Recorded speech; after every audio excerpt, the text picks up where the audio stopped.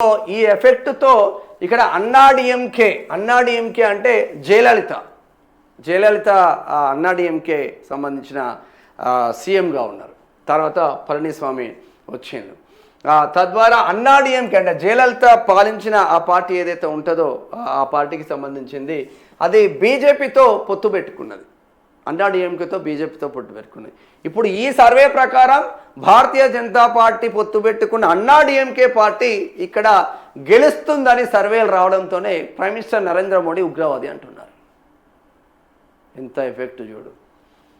ఈ దళపతి ఎఫెక్టే ఈయన సర్వనాశనం కావడానికి, ఈయన గెలవడానికి బీజేపీ ఇక్కడ బీజేపీ ఓట్ బ్యాంకులు వాళ్ళు 1,00,000 కోట్లు ఇచ్చినా, ఓటుకు ₹1,00,00,000 ఇచ్చినా వాడు వేరేటోనికి ఓటేయడు. తీసుకున్న మంచిదే కానీ మళ్ళీ బీజేపీకి ఓట్లు వేస్తారు. వాడి సిద్ధాంతం అట్లుంటుంది. మిగతా వాళ్ళకు ఆ సిద్ధాంతాలు లేవు కాబట్టి ఆ ఎఫెక్ట్ ఉండబోతుంది. ఇది జబర్దస్త్ వార్త అనే చెప్పు.